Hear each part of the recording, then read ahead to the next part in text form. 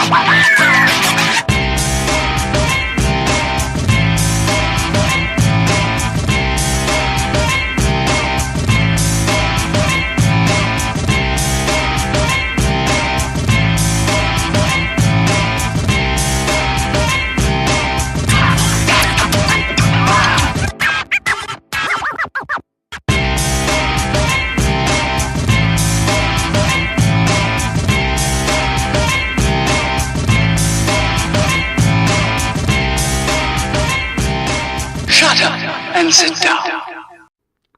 All right, good evening, everyone, and welcome to the 360 Sports Show. I'm Abe Pizzelli. He is Christian Lauber, and we're coming to you live on Facebook, YouTube, Twitter, and Twitch. Thank you for finding us here on those channels. And if you want to catch this show as a podcast, you can do so through Sounder FM or wherever you get your podcasts from. So we have quite a bit to talk about. And we will be talking to someone. We'll get to that in just a second. But you can reach us anytime in the comment sections of the live stream or by emailing the360sportshow@gmail.com. We're going to be doing Super Bowl first. Here on a Wednesday, crazy week. So we're coming to you a little later than normal. But we'll be talking Super Bowl first and then talking about the NBA trade deadline fallout with none other than Matt Murphy, our resident cap, draft, and NBA analyst. Crunch the numbers, so to speak. And I think we will have quite a we'll pit Christian against Matt. Matt is more the numbers guy. Christian's more the show it to me. I want to see it. Show it to me, huh? So Christian, we'll have plenty of time to get to that. But let's start first with the Super Bowl. Super Bowl 56 in the books. The Los Angeles Rams do indeed prevail. They led, they trailed, they find a way to win and hang on at the end against the Cincinnati Bengals. 23-20 is the final. Your lead thoughts here about the game overall and the conclusion of the NFL season. I don't know how the Rams did it with the worst coach in the league. I just don't know how they did it. They overcame some odds. My thoughts are this game kind of went exactly how I thought. To be honest, the first half, I don't know, it was a little snoozy for me, I'll be honest. I wasn't super into it as I normally am. I was kind of up and down, food, this, that, watching commercials, talking. So the first half was... I think all around the game was competitive, which I think we both said last week it was going to be competitive. But really what it came down to is the front seven of the Rams, really the front four, front five, I guess, if you want to include a fifth in there. Didn't come down to Jalen Ramsey, but it did come down to Aaron Donald because he made the play at the end of the game. And I mean, he's got to be top 1, 2, 3 players in all of football in the whole league. So, he and that front just absolutely dominated. And I think the acquisition of Von Miller, they pay out the nose for everybody, but the acquisition of Von Miller was huge for them during this run. And it wasn't just this game, but just focusing in on that Cincy O-line, it was not good. The 2 tackles sucked. But that being said, Joe Burrow, I think, has a hand in that too. I think he's getting a little bit let off the hook because he doesn't let go of the ball very quickly sometimes. He does hang on to it. That being said, they need to get him some help. They have the weapons, right? But the O-line is a big problem, and that's what it came down to. I mean, you look at the last play of the game, it's pretty fitting that the best player on the field on the defensive side goes right up the gut and just takes down Burrow. That's exactly how it should end if you're Cincy. He made the 2 biggest plays at the end there. 3rd and 1, he reaches out a paw and snags the guy back. Now you could debate how close he was to the line. I think he got a bad spot. Either way, then 4th and 1, again, he basically has the almost sack and the pressure, which leads to the Rams winning. I think overall my thought from the game is it was entertaining. It was a good product. I mean, it was not a blowout. I didn't think it was necessarily bad football. I really didn't think it was that well played of a game. I think because it was a matchup, we talked about it lacking hype coming into it, and I think because it was not a legacy game for anybody. Obviously, it meant something to Matt Stafford, and it would have maybe been the start of something for Joe Burrow. There was no gravity to the game. This was not heavyweights going at it again. So it was kind of missing that gravity, and no matter who won, it was kind of going to be like fine. Like there was no real storylines to really like that was going to, the things were going to hang on. So it was missing that gravity, and I really didn't think it was that well played or that well coached. You talk about Cincy, is it Burrow? Is it on the coaching staff? I mean, part of their game plan, like you'd think you'd want to see them get the ball out quick, get that ball out of there quicker to kind of negate the ability of your offensive line. Instead, they're running deep routes, and Joe Burrow's hanging in there, or there's something open, and he's looking deep instead of just taking something quick. I think coaching on both sides is on the table here. Yeah. Oh, yeah. And I'm going to get to the Rams. Conversely, now they were playing fine until OBJ gets hurt, which was unfortunate to see. You never want to see a guy go down like that in a Super Bowl.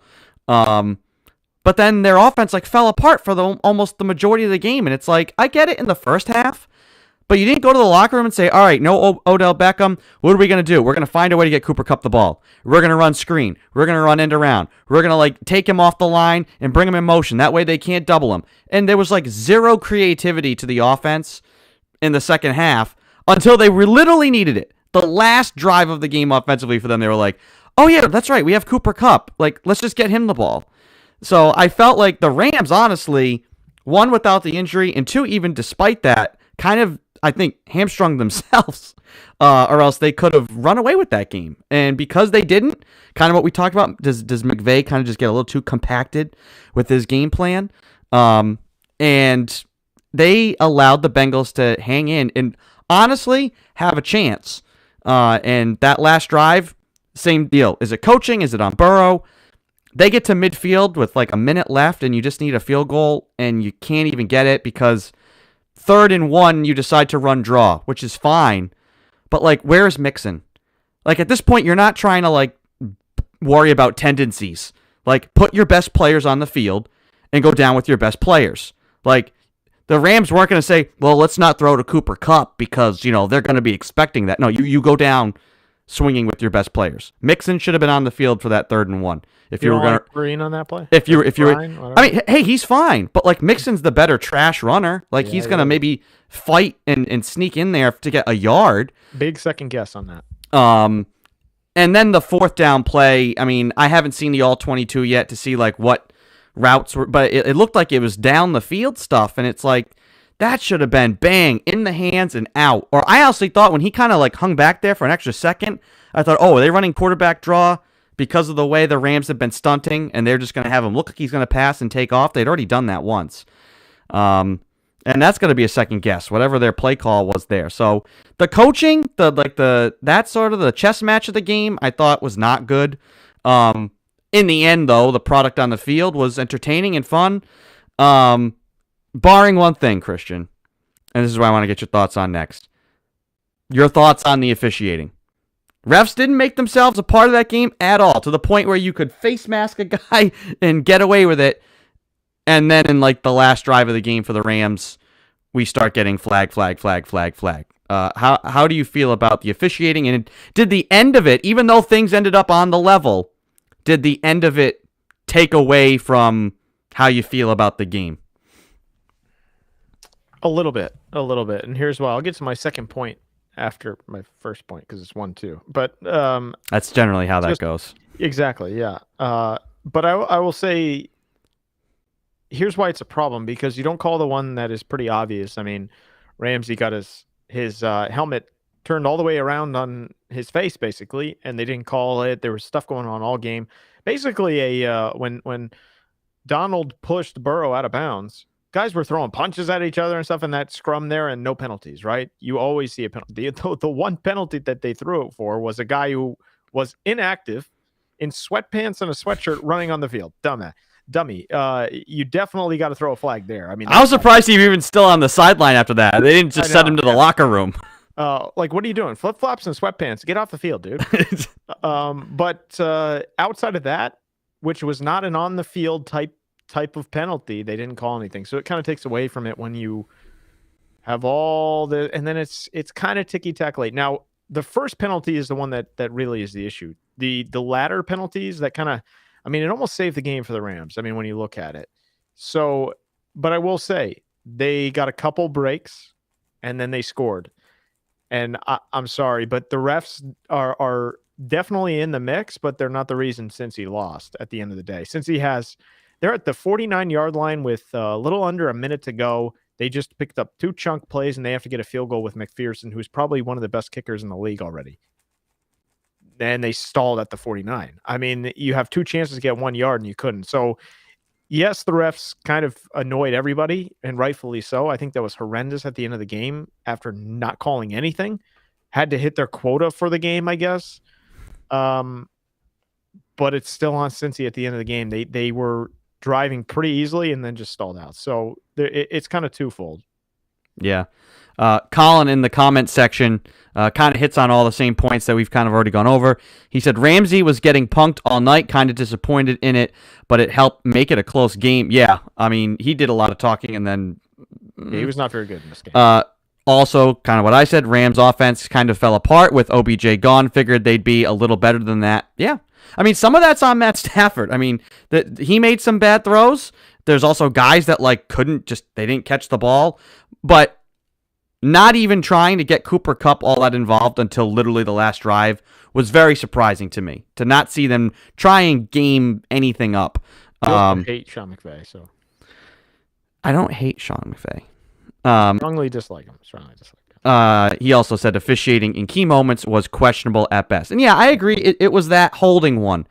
3rd down. It was going to be like 4th and goal. And it was a good defensive play. When you slow it down, you can be like, yeah, he's kind of got his hand. He kind of has his hand on his hip. But it's happening. If you watch real time, it's bang. And that's a guy.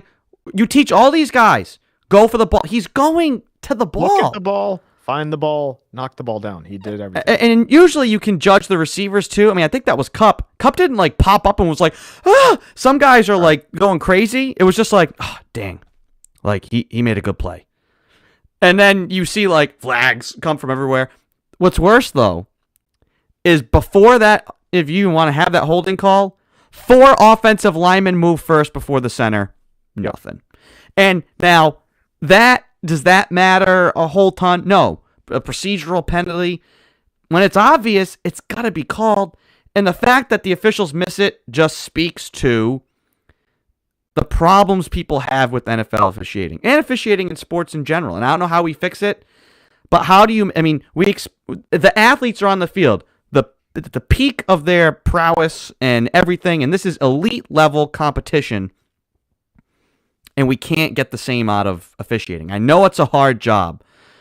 And so maybe judging if something's pass interference or you can't, you're human, you're blocked, you can't see that the guy face masked somebody, fine. And we have no recourse to review it. I'm okay with that. If a guy's obstructed from his view, you should be able to see 4 offensive linemen go early. Like that, you're all standing there watching. How many officials are on the field? Okay. Yeah, 11, I think. So that's unfortunate. It was magnified though because of the down, in my opinion, because it was clear that since he kind of put the clamps on them down in the red zone there. I mean, it looked like the Rams were going to go, 4 and out there and just have to kick or just turn it over on downs rather. Yeah. And that was going to be the game kind of. So yeah, that's kind of why it was magnified and kind of amplified down in the red zone because they were stalling. But, I didn't like the first one. The second one was pretty clear. I mean, they grabbed Kupp pretty... Oh, yeah. The ones after that are, were just obvious. Yeah. And you're going to have them called. We'll go one then the other. Can Cincy make it back to the Super Bowl? Yeah, definitely. I mean, I don't see why not. They have a bright future with Burrow. I think he himself needs to fix a few things, but he's still, he can play. And... he's going to be good for a long time. They just need to get help around him, in front of him. Can he win on Cincy? I guess that would be the question. I think the question for me is Cincy getting back versus Burrow getting back. Yes. That's my question. So I definitely think Joe Burrow can get back. It will not be as a member of the Cincinnati Bengals.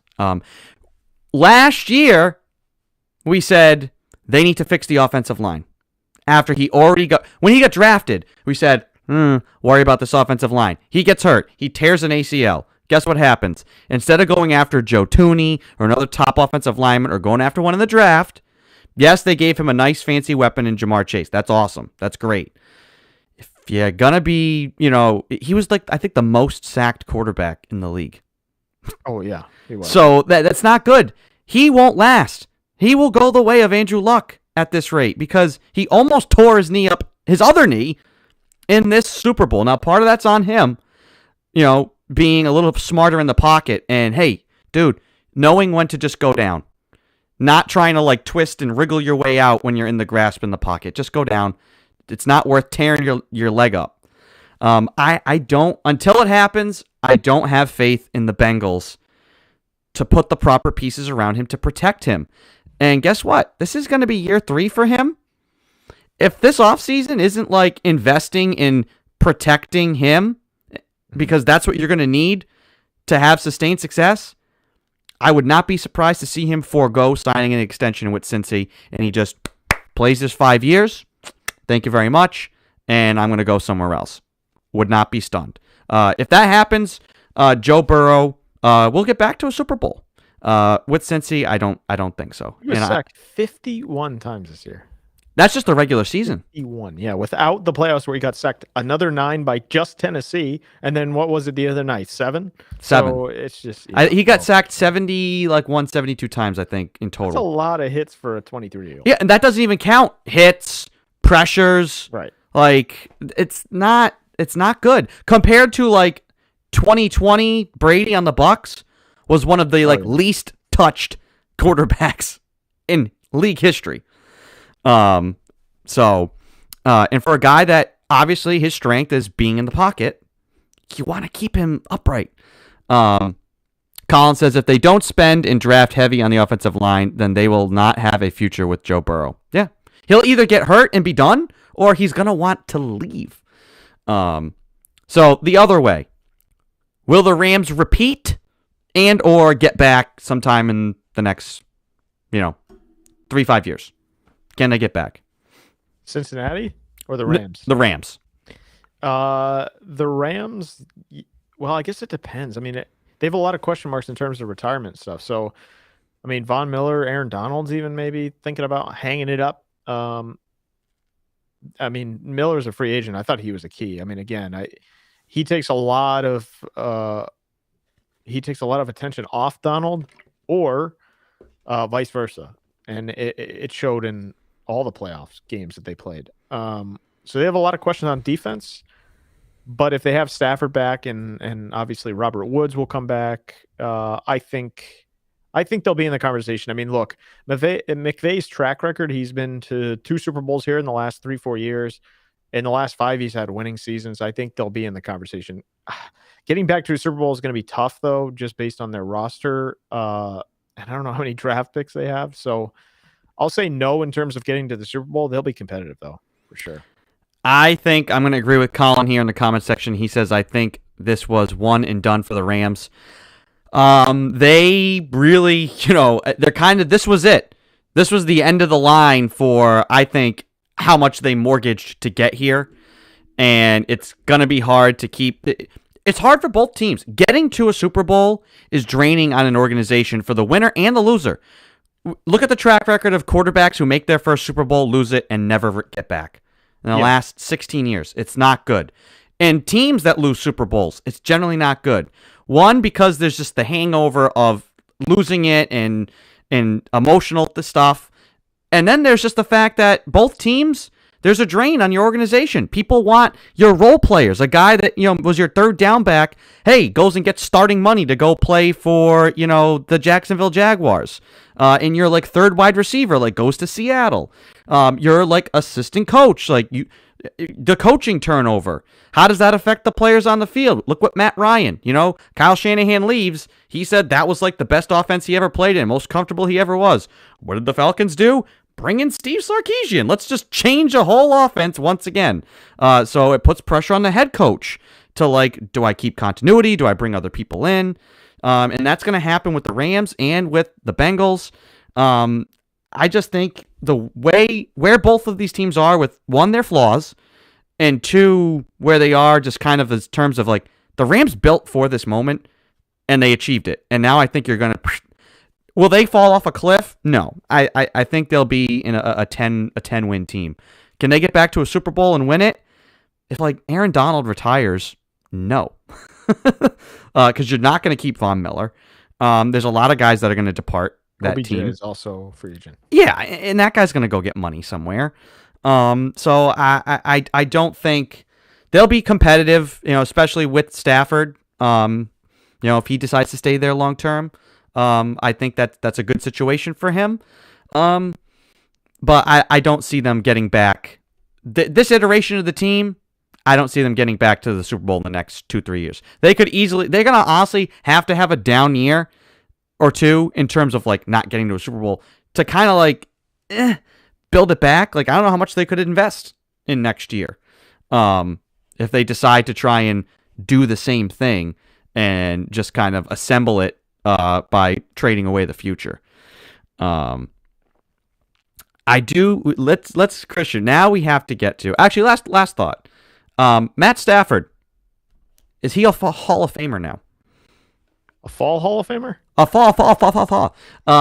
Is he a Hall of Fame quarterback? He got the ring. He had numbers already. Trapped in Detroit his whole career. Is this one championship enough, or does more need to be seen from Matt Stafford to put him in maybe another class of quarterback, aside from guys that just, got one? For me, I would say he's probably in. He's got the title. He's got all the numbers. I mean, if Phillip Rivers is in, I don't even remember what I said about him at this point. But if he's in and guys like that are in, then it's enough. I mean, he's got high-powered offensive numbers. Like, what quarterback doesn't these days? So yeah, he's in. Should he be in though? So here's the distinction. I think we'll both agree. Yes, he'll be in because Eli's going to be in, and Matt Ryan and Phillip Rivers will be in. These guys will be in. Should they? We won't get to they, but Stafford, should he be a Hall of Famer as of right now? It's so tough. In my estimation, probably not, because I like to separate, guys like that and but at the same time, a guy like Aaron Rodgers, who we know what he does on the field, only has one title as well. So it's tough because it's just but again, Stafford to me is not Drew Brees. He's not Aaron Rodgers. He's not in that echelon. So for me, probably not. But I also want the Hall of Fame to be those guys. It's Brady, it's Manning, it's guys like Rodgers who what they've done on the field, even though the winning or whatever. It's a tough conversation because they're all different. But I just think Stafford, Rivers, those type of guys are probably, if you have tiers of the Hall of Fame, they're a little bit lower than the other guys. Yeah, I would agree. I think he will be in, but as of right now, unless he gets another one, he's close. Yeah. But I'd want to see him go get a second one because now you start putting yourself in a different sort of conversation. And that would do it for me to be a Hall of Famer. Again, it's unfortunate he was stuck in Detroit for so long. Yeah. Colin says if Stafford can continue to play at a high level, he could be passable into the Hall of Fame, but he shouldn't be viewed as elite until he has 2 to 3 plus rings. If he were to retire tomorrow, I'd say no Hall of Fame, certainly not first ballot. Oh, no. Not even close. So I see a lot of hate on Matt Stafford this week for some reason, though, and it's kind of a little bit overboard. The guy just won a Super Bowl, so I don't know. It's like, to me, he's not like Joe Flacco, where it's definitely one and done. Joe Flacco was a flash in the pan. Ray Lewis was retiring. All those factors. Matt Stafford's a pretty good quarterback. I don't know. I don't understand where this hate is coming from this week. That's what happens when you win. People love you till you win. People love you till you saying win. he's not good or he got carried to a Super Bowl. Oh, disagree with. I disagree with that. I mean, I think obviously, you see the no look throw, that final drive. Good. Yeah. Even made Patrick Mahomes do a double take. He is good. Is he an elite quarterback? He's like very close. I mean, the thing is, the problem is he's going to be on the backside of his career now. And so it's not going to be about like making the throws as it is about making the right decisions and making winning plays. And like this was a great year one, as good of a year one as you could ask in LA. Now you've done it. You're going to have to follow it up. And if he has another great year, if he's, leading a team to the playoffs and makes another Super Bowl run, gets a second ring before he retires, and show, hey, you're a winner. Like, people will forget that he didn't win in Detroit, and they'll just take the stats from Detroit and not look at it like, oh, he got carried to one Super Bowl and blah, blah, blah, blah, blah, blah, blah, and all that other stuff.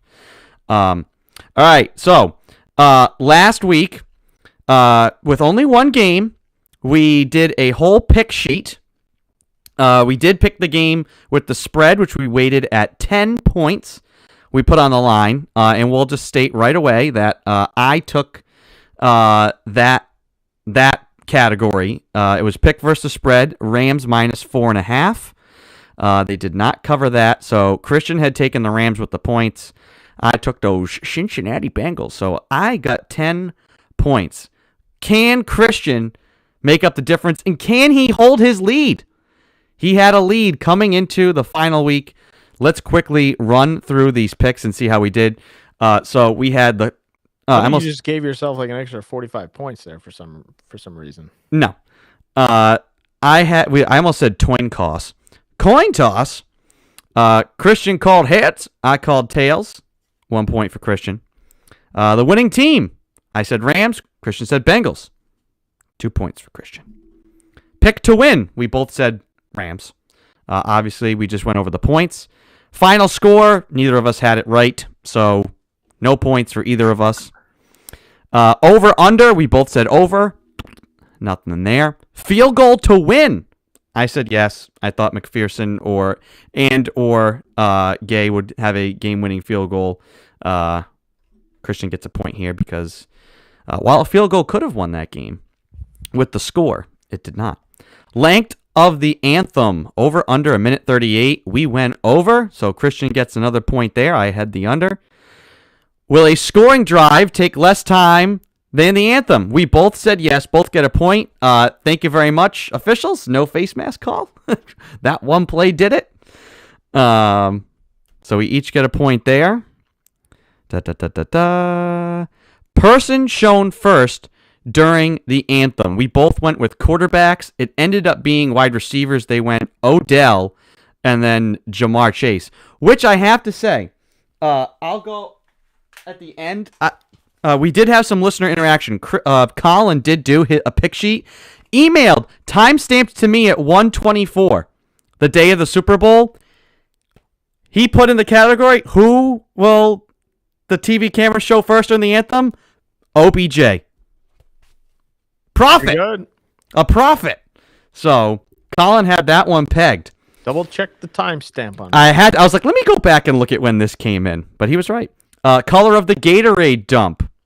You had lime green. I had blue. It was blue. Point for me. All right. This is where we have to have some debate, Christian. We put, who will the MVP thank first? You said teammates. I said God. And I don't know if we want to play this and listen. I feel like Cooper Kupp kind of like, he never said, I just want to thank. He just kind of like word vomited out things.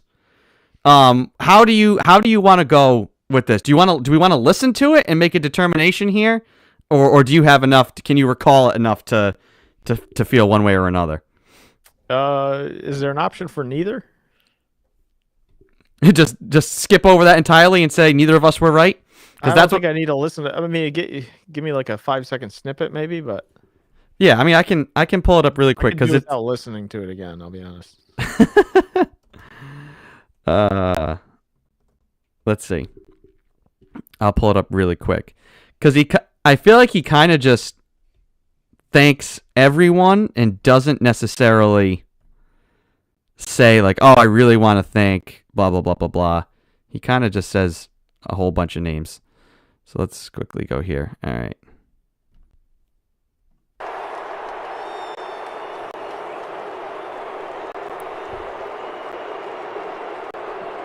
8 catches, 2 touchdowns. Tell me about the last drive, how you and Matthew connected so well when it mattered the most. Yeah, it just comes down to this team, the way we prepared, the way we loved on each other, trusted each other. I don't know. I don't feel deserving of this. I mean, God is just so good. I'm just so he mentions God there. God is good. He talks about the teammates. He says the way this team prepared, blah, blah, blah.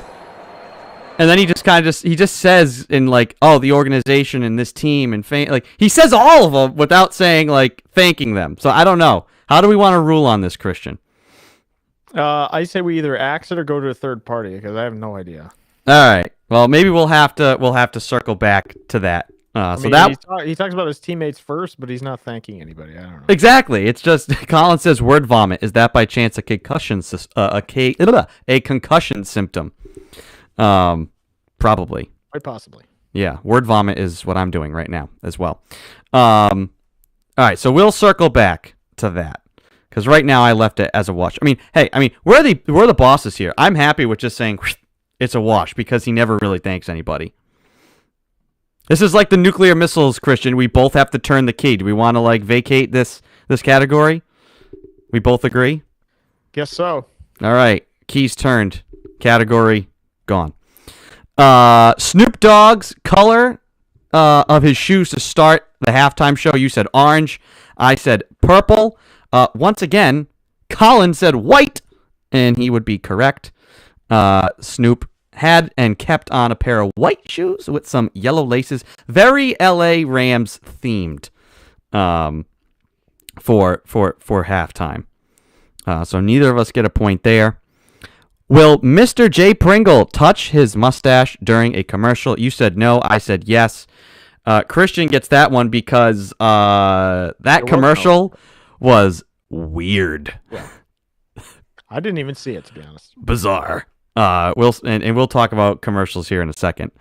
But Christian gets the point there. First Anheuser-Busch commercial. All right, this is another one I think we should debate. You said Bud Light. I said Bud Light Hard Seltzer. Colin said Bud Light. How do we want to rule on this? Because it was Bud Light. It was the Bud Light Next, which is zero carb beer, whatever that is. Water. Yeah, beer flavored water. And so I think just saying Bud Light to cover all Bud Lights, I don't think is applicable. I think it would have had to have just been Bud Light. It's Bud Light, and that's it. Would we agree on that? Wait, say again. I didn't even. I was trying to read Colin's comment. I thought he was doing a ruling there. So back to the thing. I'm just so thankful for the guys I get to be around. For the coaches, Cooper Kupp sounds almost organizational to me, but ambiguous. I thought he was going to rule on it, so I just started reading that. So I got to yeah. Well, no, it's too late. We already turned the nuclear missile keys. It's already gone. I get a point. So, in my mind.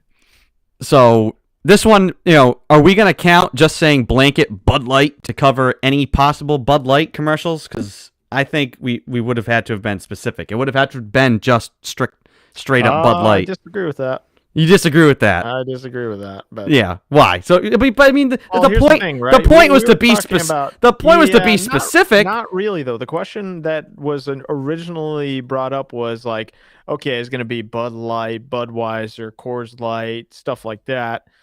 And I said Bud Light first, and then you went Bud Light Sparkling Seltzer, right? So I don't know about that. Yeah, but I mean, you could have said. I mean, technically, any number of, if Bud Light Hard Seltzer had been there, you could then claim. Well, I also said what beer or what. I also said Bud Light. What alcohol beverage was first, right? That's where the question lied. And it was Bud Light next, not just Bud Light. Well, I think you're just trying to scrap a point from the opposite team here. I think. See, now we're in disagreement. We need a third party. A third party will have to rule on this matter. The commercial had a Bud Light logo. There it is. Sure, but if it had been Bud Light hard seltzer. Who was going to say Bud Light next? Nobody in the world was going to say Bud Light No, next. nobody was. The question was Bud Light, Budweiser, basically what alcoholic beverage was going to be served first. And I said Bud Light, and then, of course, you had to just muck it up in the water there and just say Bud Light Seltzer. All right, well, we'll have to go to arbitration on this one. So I have highlighted that as needing some sort of further ruling. I have a feeling, much like baseball, we're going absolutely nowhere with it. Lastly, will Joe Burrow be shown in any form smoking a cigar on the broadcast? I did not catch any instance of them flashing back to the Alabama Super Bowl and him smoking a cigar. Did you? I'll be honest, I was not paying attention that closely. Yeah. Well, they didn't actually. So yeah. No. Okay. Well, I don't know. I wasn't paying attention to that. So either way, they did not. So the only thing we have question over here is this Anheuser-Busch situation. And if that's the case, tallying up, Christian, you had, as it stands right now, you have 8 points. I have 14 because I got the pick with the spread correct. And that means, as of right now, I finished the year 175 and you finished the year 174. It's very fitting because you did take 2 points away, kind of. You know what I mean? So it's... Where did I take 2? Kind of sketchy. I mean, I don't know. I don't know. We're going to go to a ruling on that one. I think the season's going to be forfeited. So we'll have to find out. We have those 2 areas of discussion. So maybe we can, that's like you said, it's going to take some time. We'll have to sort through the mess. But as of right now, as it stands, we have stopped the count, and I have a 175-174 lead from the season. Technically, I think I would win this season by 1 point, 176, 175 if Cooper Kupp said thank you, and if Bud Light Seltzer wasn't picked after Bud Light, I think. Well, again, we'll have our time to lay out. It's convenient that you take away 2 points on the other side. That's just weird. I don't know who's reffing this, but this is transparent. This is clear. A lot like the NFL refs right now, and it's just you're blowing the game. I'm as transparent as could be. I'm laying this all out on the line right here. I'm not trying to hide anything. I'm just telling you how it is. There are 2 gray areas here. Who did Cooper Kupp think? And how are we going to define Bud Light versus Bud Light Hard Seltzer? Do you get to just have the blanket Bud Light to cover all Bud Light products? That's it. Colin says cable news networks would deem that tally too close to call. They're still 0.1% not reporting. So, anywho's, we were going to talk about commercials and which commercials were the best and which commercials were the worst. Before we got to our NBA discussion with Matt Murphy, and he's in our waiting room right now with the tagline Green Teamer. And Matt, you can give me a thumbs up or a thumbs down. Do you want to get in on this NFL Super Bowl commercial discussion before we talk about the NBA? So thumbs up for yeah, I want to talk commercials. Thumbs down for no, leave the commercial talk for later. Thumbs down. It's a big thumbs down. All right, so we are going to dive right into Christian's... I give a thumbs down to it, too. We're going to dive right into Christian's favorite topic, which is discussing salary cap and shrewd NBA business moves and the NBA trade deadline with our resident cap and draft analyst and NBA expert, Matt Murphy. Once again, welcome to the program. Matt, how you doing? Oh, man, you are muted. You're muted. He has muted himself. Classic. Absolute classic. This is a good start. Let's keep it just like this, actually. Yeah. The man is quiet. Well, for those of you who are unfamiliar, Matt has been on the program with us for, I think this is his 4th appearance. He's got to have Shamrock socks on right now. No doubt about it, right? He's got the Celtics jersey on. But I know he was a big fan of this past trade deadline. Christian, we'll get your thoughts first while Matt figures things out here. We'll start with the Celtics, who traded away Josh Richardson, Enes Kanter Freedom, Romeo Langford, and picks. It says not muted. I don't know what's going on, Green Teamer. We'll figure this out here in a second. But they trade away Josh Richardson and those things, and they bring back. Oh man! All right, let me figure out Matt here because this is going to bother me now. I can't just be staring at Matt, laughing. All right, let's see. Let's hide you, and let's bring Matt back. How about now, Matt? Still no? What are you using as your audio source, sir? Oh, this is classic. This is great programming. This is a classic 2020, 2021, 2022 product here. Christian, you know what the trades were. Everybody knows what the trades were for the Celtics. Did you like them? Did you hate them? How did you feel about them at the time?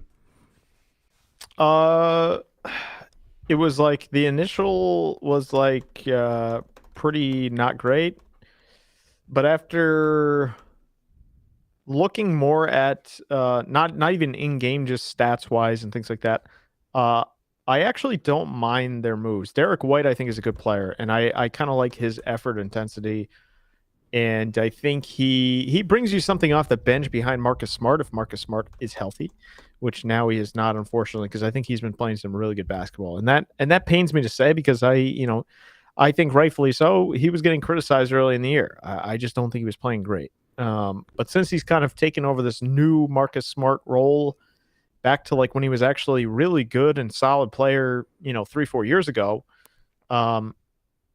it's been much better. And he's kind of the key to the whole thing because he's not taking as many shots. He's facilitating. And when he goes to the bench, now you have a guy in Derek White who he's not as good of a scorer as Josh Richardson, I will say.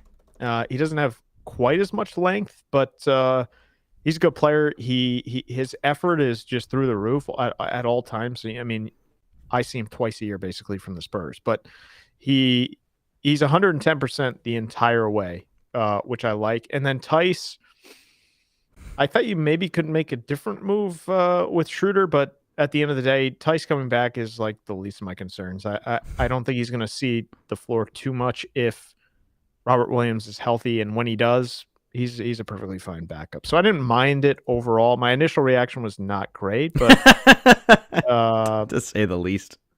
I mean, look, Derek White, I think I actually liked, and initially seeing Richardson because I like Richardson, what he was giving them. But Derek White is pretty even playing field with Richardson, and he gives a little bit more, I would say, in terms of every night effort, and he's pretty reliable. Matt, can we hear you now?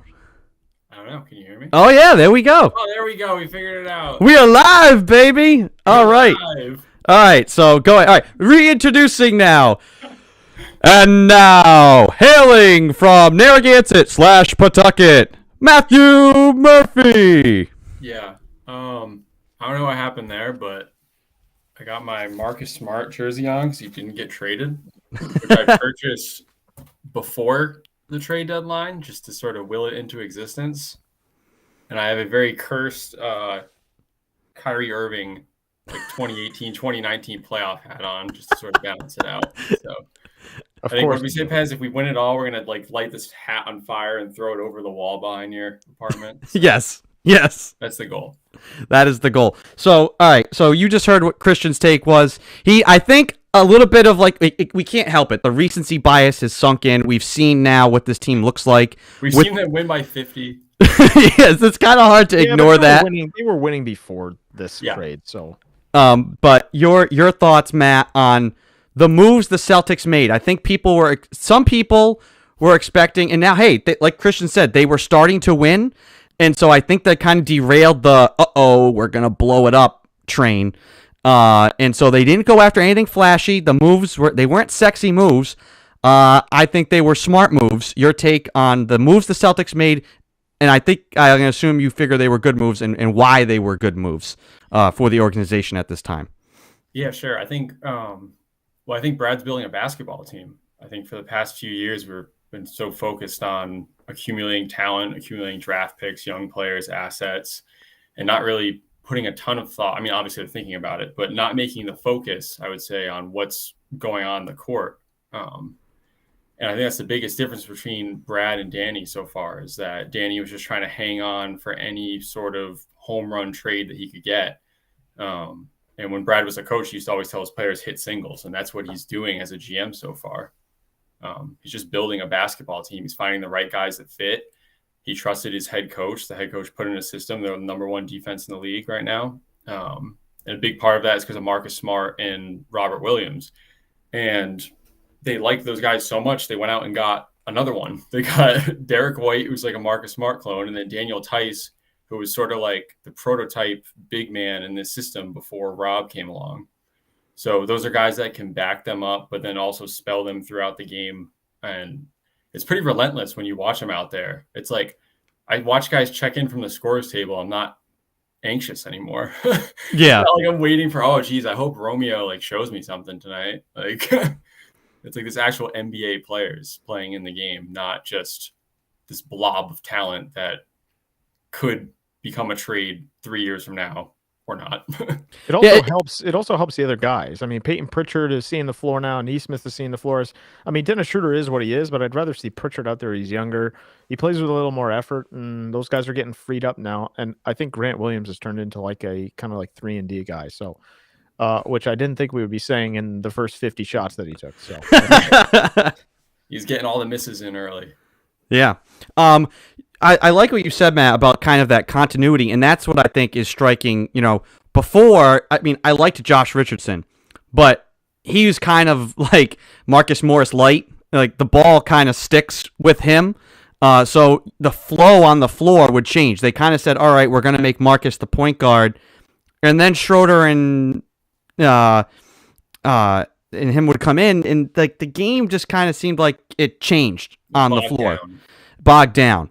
And now it's like, hey, Tatum and Brown have figured something out, and everybody is just playing their roles, which I think I've said right along is what this team, that's all it needs, is buy-in from those two stars and just guys in specific roles who will buy in, and the pieces will just all click in place. Would you tend to agree with that? And if this is what they're going to be, do they even need to hunt a big fish in the offseason? I see Christian smile. Yeah, you can't win without good players, right? Is that the phrase that we go by? I think it's so funny that Andrew always goes right to the like, do they need a big fish? Because he's all about those little tiny minnows that suck. What if there was a compromise and it's about just getting good players? Medium-sized fish. You know, they're on well, the see, right I was track. the one who said that I wanted to keep Grant Williams, and now Christian is finally turning around like, hey, he's turned into a pretty good 3-and-D player. Like, Oh, I mean, I think you could find that guy, though. It's not like Grant Williams is an all-star. Let's not go too far. no, but let's let Matt answer first. I know Christian can counterpoint this, but if this is what they are, if the Jays buy in, and we'll talk about maybe what's happened and gone well for them and why it looks different for them, but if the Jays have bought in like this, do they need another superstar, or can you just surround them with the appropriate role players? And that's good enough in this league right now as constituted to win a title. I think so, because I believe in Jason Tatum. I think he's going to be a great player. I say gonna be because he's 23 years old. I think he's actually 24 now, believe it or not. Really? Wow. Getting up there. Getting old. I know, it's freaking me. I saw Marcus Smart's been on the Celtics for like 8 years now. I'm like, what? It's kind of weird. But no, I mean, I think they definitely can. And that was, you can't do that unless you have the right fit on your team. And it wasn't something that Danny Ainge prioritized. If you look at, I mean, that 2019-2020 season where they went to the Eastern Conference Finals in the bubble, like the fact they didn't go to the finals, even with the injuries that they had, was just ridiculous. Like, how do you like, okay, so Kyrie leaves, Horford leaves, you decide to save face and get Kemba, but it's sort of like 1 foot in the door, 1 foot out the door. I'm also going to draft 4 players. Like, you don't draft 4 players if you're signing Kemba. You get actual NBA players, right? Yep. So I think that's something that Brad's trying to do here, and also freeing up these roster spots, is you have to have the ability to be able to have space for guys to grow, and to find diamonds in the rough. Like, I bet he's probably losing his mind that Max Strus is shooting 40% for the Miami Heat, playing 20 minutes a game. Like, that's a guy they let walk out the door because they drafted too many players. Like, that's insane. That's crazy. Like, that can't happen. Didn't they let him walk over those other guys at the end of the bench, the 3-pointers there, Carson Edwards and those guys? Didn't they let Strus walk for those guys too? Yes. Yeah, that's what I'm saying. Yeah, that's what I mean. I'm agreeing with you. I think that guy is like, now he's playing for the Heat, right? And he's just shooting the lights out. And it's like Carson Edwards is where? And those guys. Right. So Ainge obviously picked the wrong guys. I mean, that's clear. And it's not the fact that he picked specific ones. It's like, don't pick all of them. Yeah. Like, you need to leave room on your roster for like an organic, like, all right, guys go to training camp and there's cuts and we'll see who makes the team, and you have to earn it, not just, oh, I'm on the team because I was drafted 58th overall. Like, so yeah, I think now they have room for that. And Brad mentioned he wants to get to a point where all 15 guys on the roster make sense and have a role. Yeah. He's not just saying that. He wants to have a team like the Miami Heat, a team that's sort of homegrown, a couple opportunistic trades, and then 1 through 15, every guy makes sense. It's not just this blob of talent. You know, there's a guy on the bench who's a great practice guy. There's a guy who could come in and hit a 3-pointer. There's stars. There's guys who can defend. So I think that's the type of team he's trying to build. Christian, your thoughts? Should they still go after the big fish? Bradley Beal, Karl Anthony Towns? Should we still try and splash and put another superstar with Tatum and Brown? I don't think they need it based on the talent on the team. And that's just basically because Jason Tatum, I think, is a top 5 player in the league if he plays to his ceiling. So with that guy on your team, I mean, he can do everything. It's just ridiculous. If he has his head screwed on, like, I mean, the conversation about which J would you trade because, you know, you got to keep one, you got to get rid of the other for the other big fish. That is where I would say you got to get rid of one of them for another big player. But if they're playing like this and they're playing together and they're willing to play together, then you absolutely keep both of them. I mean, the one part of the Derek White trade that I did not like, and maybe Matt can clear this up, is that pick down the line that's protected.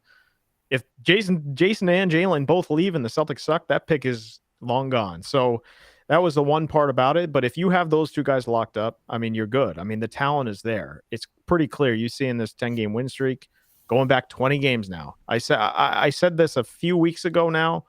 It was even before they started winning. It's the eye test and what it looks like. And that was before the trades. And I mean, you see what Derek White can do. He's a little bit more versatile than Josh Richardson. Yeah. Matt, your thought on what he said about the pick potentially coming into play? For sure. So it's my understanding it's a pick swap. So they traded Romeo Langford, Josh Richardson, their first-round pick in this upcoming draft, protected 1 through 4, which it's probably going to convey. And then in 2028, which is like, how old will we be then? Right. It's a pick swap. I believe it's unprotected. So potentially, like, if everything goes horribly wrong, it's the first overall pick, right? Yeah. That's probably not going to happen because I think Jason Tatum will probably be 30 and hopefully still on the team. But who knows? I mean, there's risk involved there. And this is not a trade that Danny Ainge would have made because Brad Stevens lost the trade. And what I mean by lost the trade is when you just look at the value there, and you can kind of see it when the reporting came trickling in. At first they said Richardson and Romeo, and I went, that doesn't make sense. That's not enough for the Spurs. Then they threw in the first-round pick, and I was like, okay, this is fairly even, probably a little bit in the Celtics' favor. And then the pick swap came in. I was like, oh, that's not good, right? Because that's a lot to give up for Derek White, who's an excellent player. And when you take a look at the top 5, Hoops Hype did a study on this, like the top 5 advanced stats that NBA front offices use. This isn't me just cherry picking things, right? So they have Derek White between, in terms of overall rating, 25th to 50th best player in the league. So borderline all-star by definition, not a household name, but probably a little bit better than what you'd expect him to be based on his counting stats, because he does all the little things, right? He's like a Marcus Smart type of guy. But in the end, you get better. He's the perfect fit. And the alternative is that you don't make a trade because there might be a better one, but then you never make that trade. Yeah. And then Tatum and Brown hate it here and they leave. So that's what we like to think about big fish and, who could we end up getting? you're more likely just not going to get anyone. You're just going to be stuck with a bunch of draft picks that you have to use, and then you have no roster spots, and it's the same exact issue that Danny Ainge ran into. So I like the trade. They lost the trade in terms of value, but they got better. And I think that's a good thing for Celtics fans. I think this is what we expected, honestly, out of Brad Stevens as a GM. I think so far he has nailed it because he's lost a couple of trades. He lost to get rid of Kemba Walker, but getting rid of Kemba Walker was essential for them to kind of turn around where their roster is and their cap situation. As we've talked about, he's managed things to get under the luxury tax and avoid all these other little tiny penalties, which add up over time and do make a difference to organizations. They do have, I believe, is it still 3 roster spots available right now? They do. Yep, they converted Hauser and they signed Cornette, who's sort of like their Celtic undercover. That was a bizarre situation. They told him, don't come to training camp. You're going to be on the team. And then signed him, waived him so that he could belong to the main Red Claw, main Celtics, whatever they're called now. Yeah. Was killing it down there. So what do they do with those other 3 spots now? I'm not worried about it. You sign. So first of all, another big difference between, so we're talking about differences between Brad, the GM, and Danny, the GM, but how about Brad, the coach, and Ime, right? So Ime, his rotation is like a playoff rotation. He's trying to kill guys. It's like, it's a really compact 8-man rotation. And I think there's been a bit of a disconnect with Brad. Some of the guys he's gotten like Freedom,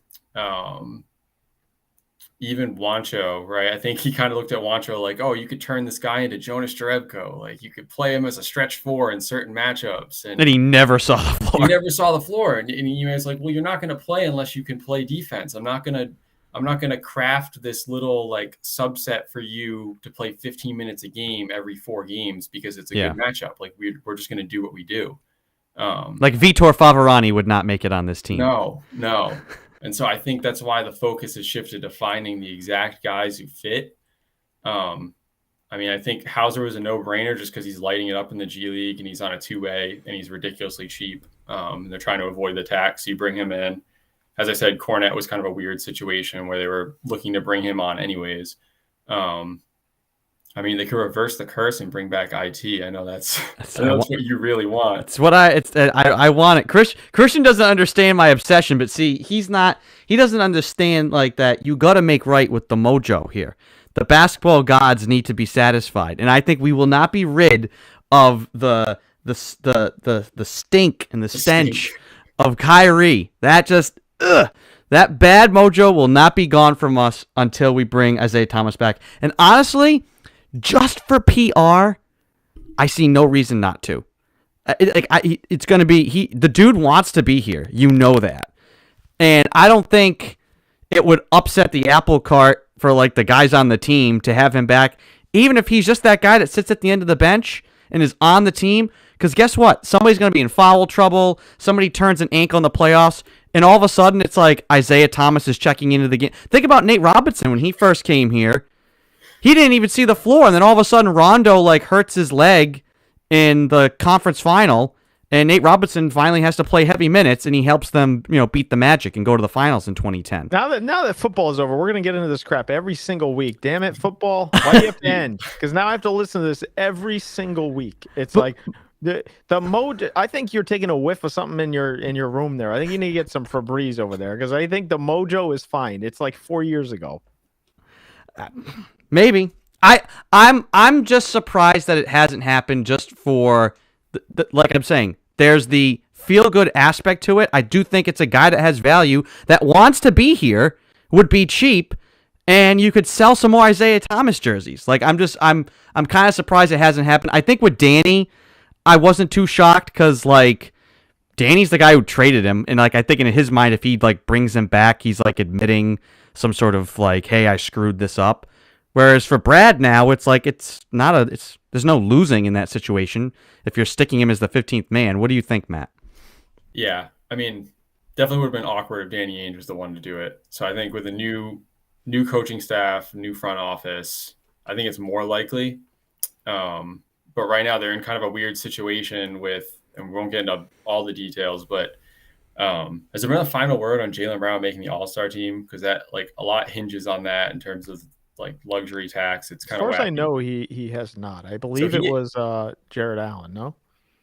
It might have been. So he has these bonuses in his contract. They're called likely bonuses, which means that they count against the tax until they're not earned. So including them, they're below the tax by $1.5 million. Without them, they have $3 million in room. So the reason why they're kind of holding tight at 12 players right now is that's the roster minimum. You're allowed to be at 12 players for 2 weeks.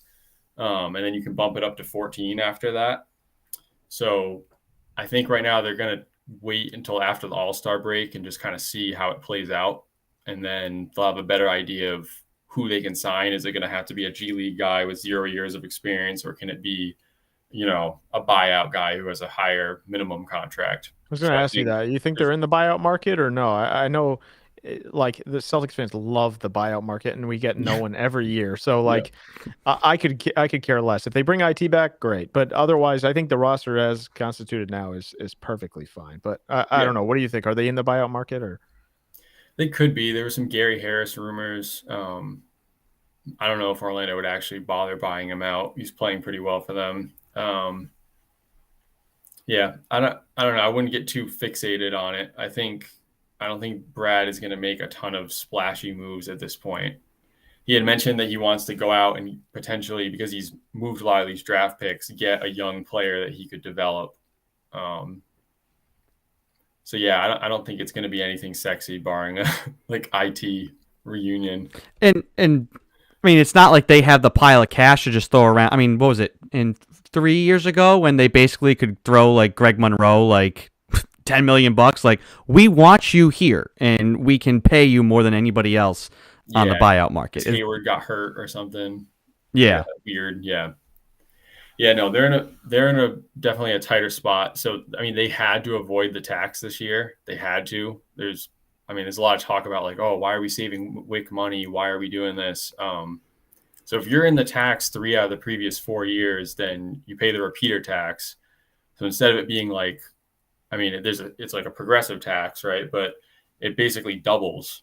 And so when you work it out, it would double the year that Jaylen Brown's a free agent. So like, why would you dip into the tax by a couple million to get like a better 12th man and risk losing Jaylen Brown? Or you keep Jaylen Brown, but you can't put anyone around him. You have to start trading guys because WIC just doesn't have, like, it gets to a point where no one has that money. You can't just like pay $250 million for a team unless you're the Warriors. I don't know where they're finding that money, but does it frustrate you, Matt? I know this stuff like makes sense to you.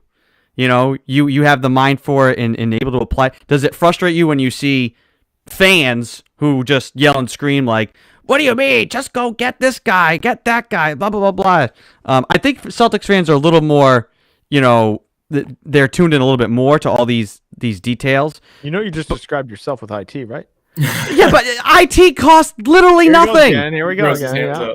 He would play here for free. But I'm talking about the people who are like, well, why didn't they just go get Jimmy Butler? Like, not understanding, is it frustrating to try and talk down that not enough people understand the intricacies? I mean, they probably shouldn't, because it's more. It's not good. It's not good for you. Well, it's more complicated than it should be. Like, at least with the NFL, you can kind of follow it. It's like, all right, you have X amount of money to spend, and then you spend it, and then you run out, and then you're done, right? It's like, the way this whole thing works is kind of wacky. And even as someone who follows it really closely, I'll turn on a TNT broadcast, and they're sitting there talking about like cap implications and like who they should trade. And it's like, there's a game going on, guys. Like, let's call the game. Like, let's talk about the game for a second. Like, yeah. So I don't know. There's a balance. To trend just away from the Celtics, it'll kind of maybe touch back into them later. I mean, we saw them play the 76ers last night. James Harden, who is now a Philadelphia 76er, was not in the game. Celtics win by, I believe, 48 points. the final margin. Ben Simmons out of Philly onto Brooklyn. Did anybody win that trade? How will this play out for the Sixers and the Nets now? What do you think of that move? Everybody was waiting to see who would blink in that little arms race there. Who won out in that trade? And are either teams better? I mean, that's a situation where everyone loses. That's just that's just a complete disaster. I can't believe that it went on as long as it did. And I feel like the NBA is going to eventually come down on Daryl Morey for tampering because it's kind of getting a little bit ridiculous. Like, obviously, he was talking to James Harden, right? Like, obviously. And vice versa. Yeah, absolutely. And then there was this crazy thing that came out that, like, Harden didn't submit his paperwork in time to pick up his player option. He showed up to the meeting 20 minutes late. So I don't understand. There's all sorts of weird stuff going on. I thought that the Sixers kind of thought they were getting him for another year, but they only have him for this year. This just kind of came out like last night. Oh yeah, I hadn't heard that because I knew talk about feeling like, well, something's not on the is on the up and up when he's traded there and he's picking up his option. Like, oh man, what a douche. Yeah. Like obviously this was all planned out, but then so I don't know. I mean, when you look at some of the side players, I mean, Seth Curry's a really good shooter. Andre Drummond can fill a role for Brooklyn. I don't know when Ben Simmons is going to play. I don't know if he has an actual mental health issue or if his agent is using that as leverage to somehow hold him out of practice. I don't know I have no idea what's going on there. It's like one of the most bizarre situations. All I know is that Kyrie Irving is really good at ruining teams. That's my expert analysis on that trade. Yeah, I mean, and Philly gave up a lot. They gave up a first-round pick this year, and the Nets have the right to defer. And then again, kind of like the Celtics, gave up a pick 6 years from now, which I think Philly probably has more of a chance to be terrible. I don't think Embiid's lasting 6 years. No. So it seems like very much an all-out win now. Brooklyn won this deal, right? Am I wrong in saying that? I think Brooklyn won straight up. I think the ceiling for Harden and Embiid to work together is probably pretty good, and it's probably top 3 in the East, potentially. There's a lot of baggage there. And the Nets brought in the best side player in the deal in Seth Curry. If Kevin Durant is healthy, the Nets are 100% better. Yeah, it's just a question of when is Ben Simmons going to actually play. Does he actually have issues? They said they're going to ramp him up and all these things. Where does he play too? I mean, he's not going to be the point guard. You have Kyrie Irving. Is Kyrie Irving going to play off the ball with Ben Simmons? I don't think so.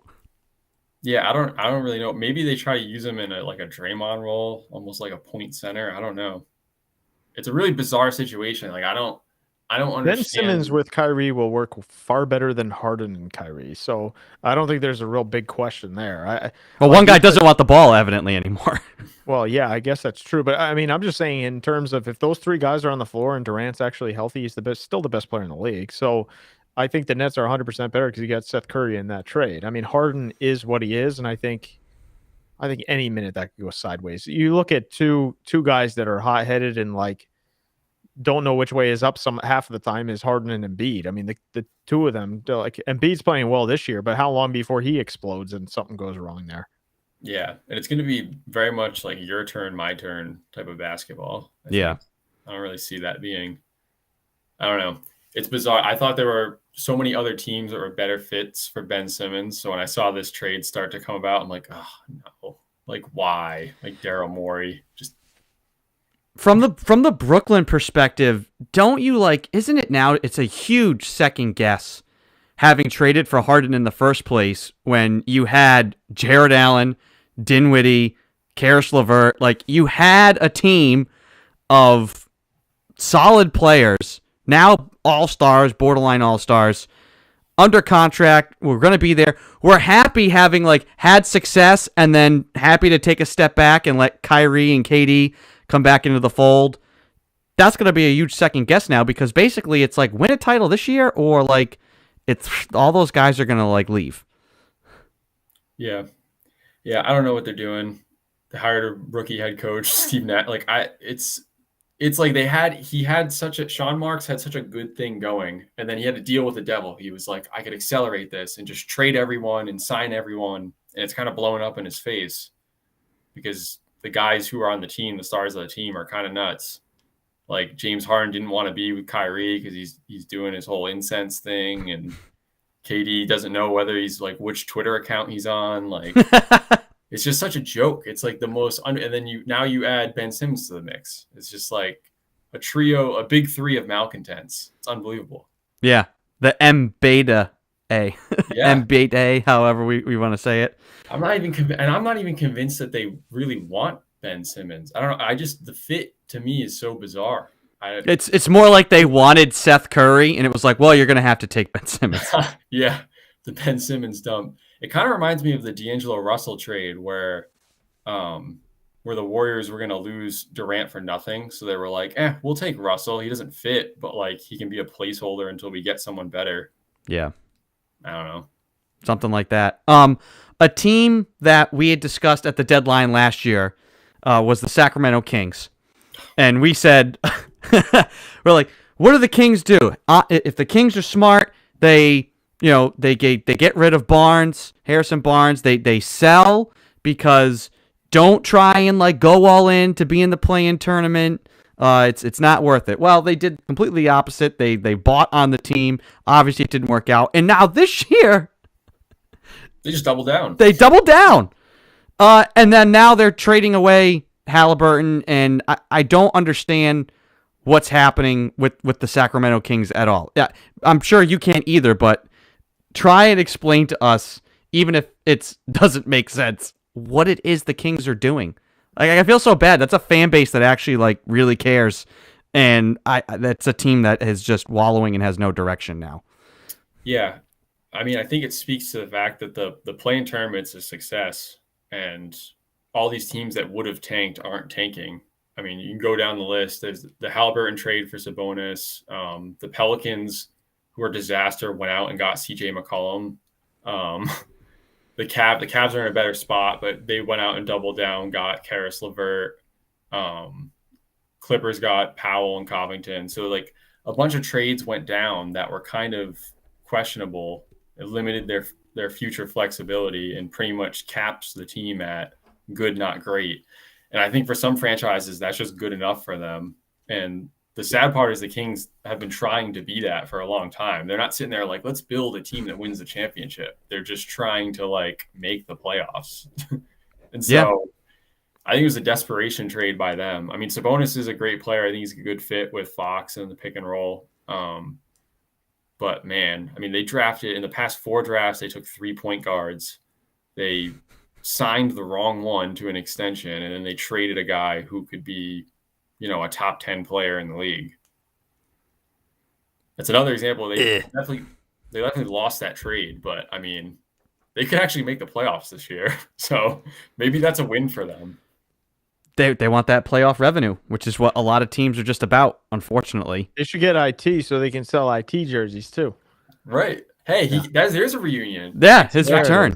There it is. I'll say this though, if basketball, hey, we got ice hockey now in Seattle.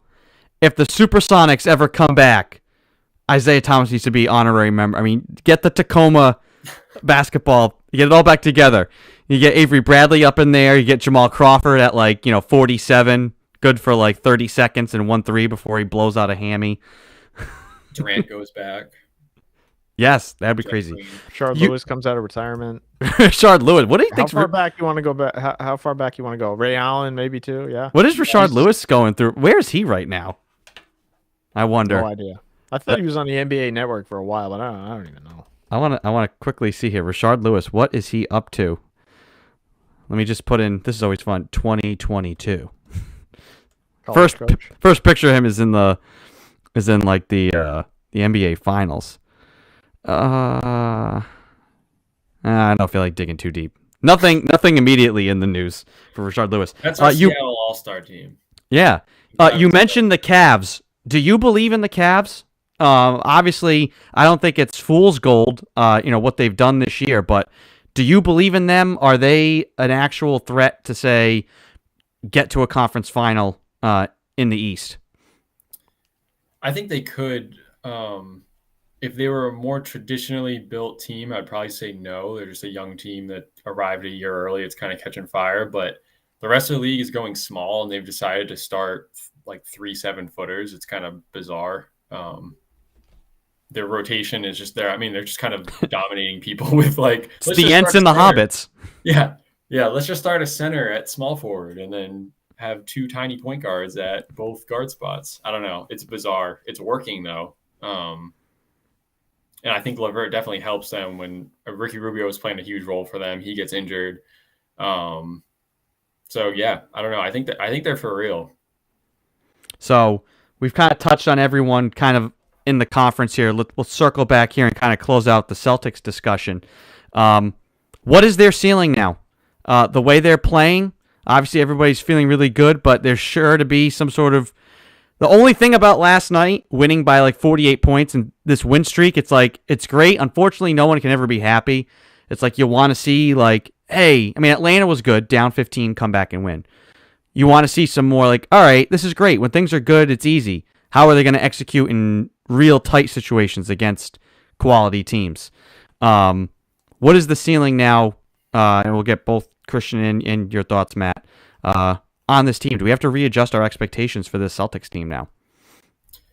I think you have to a little bit. I mean, so normally when you look at a team and they're playing really well in the regular season, you have to account for the fact that a couple of those guys that are helping you out aren't going to be in the playoff rotation. But that's not the case for the Celtics. They're just playing 7 to 8 guys. So what you see is what you get. So I think we're kind of seeing early on what they're going to look like in the playoffs. They're going to be battle tested and ready for it. They have one of the best defenses in the league. It's kind of weird. You go to 538, has them at like a quarter of a chance, like 25% of a chance of, I think it was winning the finals or making the final. It was something ridiculous. Like it shot up after the trade. Just immediately after the trade, it just shot up. So like whatever numbers Derek White is putting into that goofy model, it just sent it right through the roof. I don't know if I'm buying that, but I think the expectation now is that you get out of the play-in tournament, right? You're a top 6 seed for sure, and you're getting to the second round. I think anything less than that would be disappointing based on what they've shown thus far. What do you think?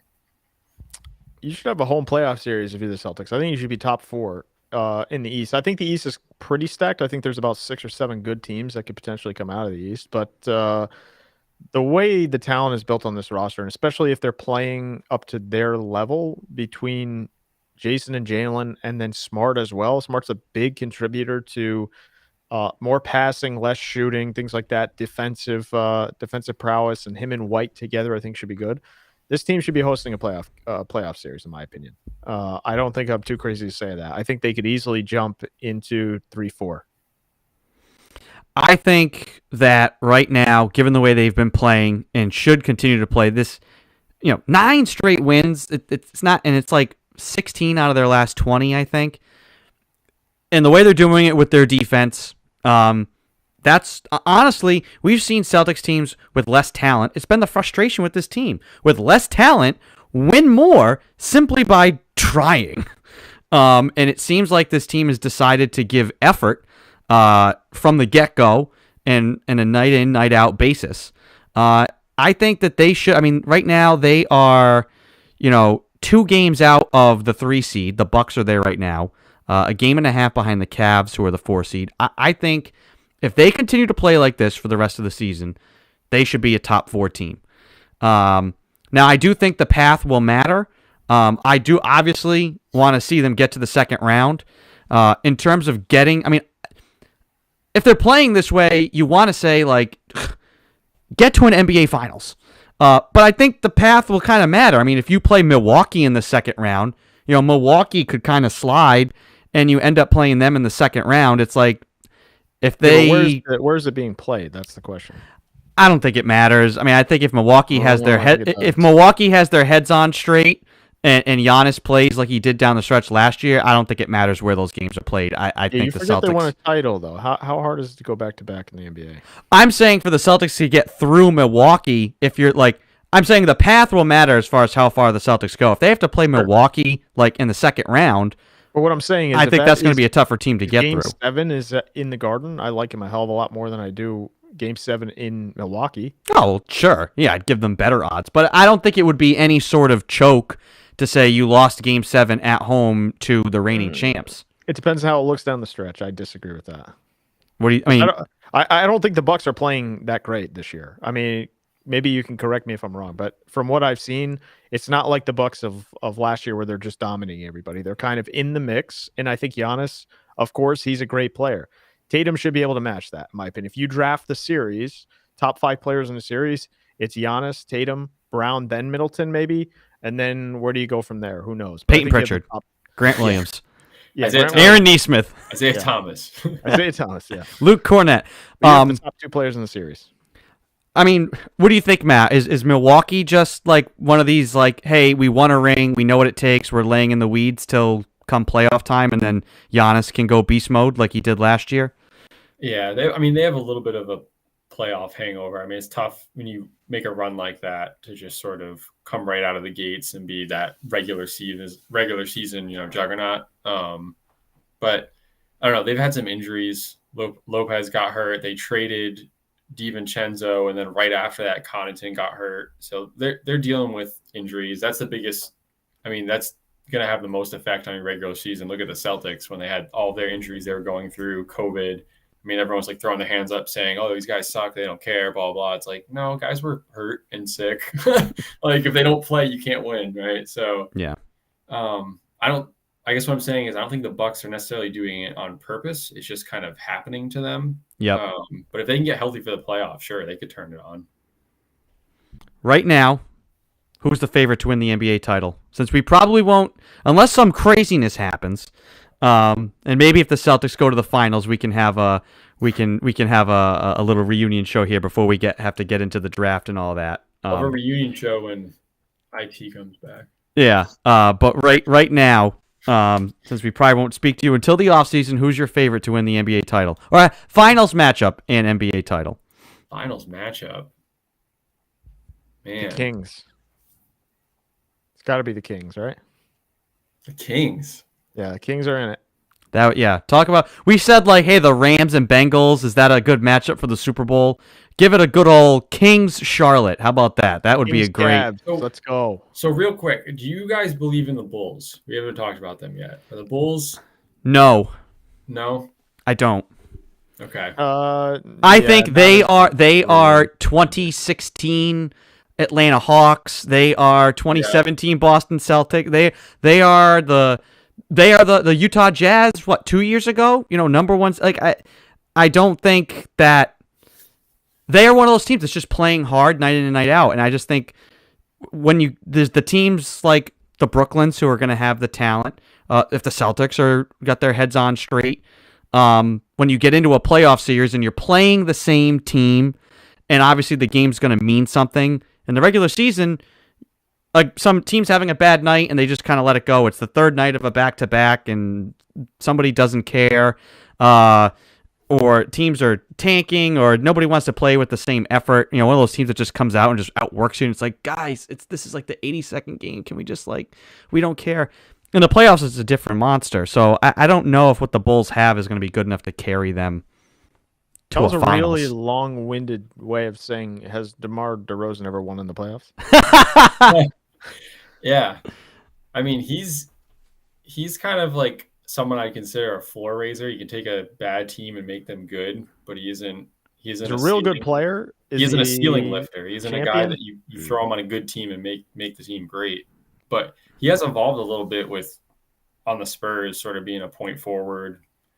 He's a really good player. I just have he's never gotten- seen it from He's him. gotten better. I don't know. I don't know if I'm buying them. I almost buy the Cavs more for some reason. I buy the Cavs more. I don't buy either of them. I'm selling both.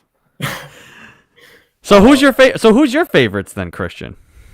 Right now, Yeah, Celtics Warriors.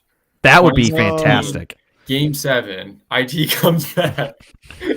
IT comes out of the crowd and they signed him to a 1-second contract. He hits a 3 to win the game. Matt, I want Matt to go first and then I'll go. All right, since I'm a green teamer tonight, I'm going Celtics. Say that with straight. Night. What are you usually? I'm gonna go Celtics. And in the Western Conference, geez, I don't know. I'll go Warriors. I'll stick with it. I'll stick with what I went with. We're gonna go Celtics Warriors finals, and in 2 weeks the Celtics will sign Isaiah Thomas. Those are my predictions. Ooh, I think the Celtics right now, with the upward trajectory they have, are a really good pick. Like you said, the injuries with Milwaukee, can Cleveland really do it when it matters most? I don't think things are going to work out for the Sixers. I honestly, though, I liked Miami a lot last year. I just thought that they would be able. I think maybe they had to kind of recapture some stuff, like having a crowd, and I think their young guys, I think, needed to readjust. Until I see the Celtics beat a team like that's got that killer mentality, I would still pick the Heat. And in the Western Conference, I feel like it's really close between the Suns and the Warriors. But I'm going to go Warriors because I'm just not all that. I'm not overly impressed with anybody else aside from those two. And I think that Steph, with what they've got now, and how they'll be able to constitute things down the stretch, Heat Warriors. That's my prediction. Christian. I'm gonna go Cavs Kings 7-gamer, and that's my final answer. No, I will say Suns, and I like the Nets if they're healthy. If they're not healthy, probably the Heat. Yeah, the Nets. I mean, the Heat is that's the pick that makes the most sense. I feel like the wild card in the East is definitely the Nets. In the Western Conference is probably the Nuggets. Like if they can get Jamal Murray back, you've got Jokic MVP. How crazy would it be though if like the Nets have to play the Hornets like in a plane? I feel like that's a losing scenario where that's a team that just thinks like, oh, whatever, we're in the play-in, but like we're fine, we'll win it, and like you're playing a team that's just like you're gonna have Terry Rozier like out of his mind like in a game like that. You know what I mean? Like I feel, who finally gets to go to Charlotte. The whole reason Hayward's not an Indiana Pacer is because he decided to not go to Charlotte. And Charlotte had all that money. They were like, wait, somebody, please take our money. So I'd worry about the Nets if they're in the play-in round. I think that's a scary proposition for them, for a team that I think like is happy to just coast. Like you can't coast into a win or go home one game playoff. LaMelo, Rozier, or Durant if you had to draft? Let me ask you that. I'm taking Durant, but my God, okay, okay, good. All right. That's all I needed. But the thing is, who are you taking? Are you taking? But it's like it's the next guys. What does Charles? Yeah, that's what I'm saying. What does Charles Barkley say? Half man, half a season. Kyrie. So if it's a 7-game series, and I mean, hey, I'll in Kevin Durant's words, if not for his big ass foot, he might have been in the finals last year. So I don't know. Yeah, we'll see. Also, actually, no, we won't even dip into that conversation because that'll open up the wormhole. I was going to talk about a certain member of the Charlotte Hornets and his availability or unavailability for a playoff series, but we will leave that discussion for another day before we all go to a dark place. Anyways, Matt, want to thank you for coming on, joining us. Always a pleasure to have you on the show, bringing your insights. And if the Celtics happen to make the NBA Finals, we'll have to bring back the green team. This is almost like a persona. Like, last time you came on, you were in a button down. We were getting to the facts and breaking down. Today, this is green teamer persona. We've got the Marcus Smart jersey, the backwards hat. Full ignorance. I don't know how my mic works. I got my jersey on. I ripped a couple shots before this. You look like you should be at the game tonight, to be honest with you. Who's winning, by the way? I didn't even check. I hope the Celtics, because the Pistons are terrible. We're down by 5, but it's kind of one of those games where Neesmith plays a lot. Yeah, and also, I mean, well, Detroit Second has night lost. back to back. Detroit's lost 6 on the road, 6 straight on the road. I mean, they haven't won a whole bunch at all, anyways. But They should be going in the All-Star break on a 10-game win streak. Let's not give them excuses to lose to the freaking Pistons. actually, on, Matt, Al. before we let you go, this will be the last question: is the All-Star break going to be bad for this team? Like, I kind of want them to just keep playing. I worry that they're going to have this high. They're going to go to the All-Star game and come back, and then it's like you're going to have to just snap right back into this here. You kind of want to keep playing. Or is that made up? Like they figured something out and it won't matter that they take time off. Yeah, my answer was going to be yes until Marcus Smart got hurt.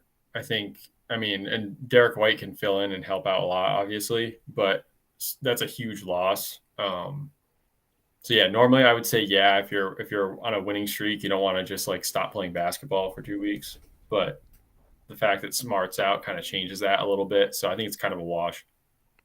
Okay. Christian, do you think it's going to matter?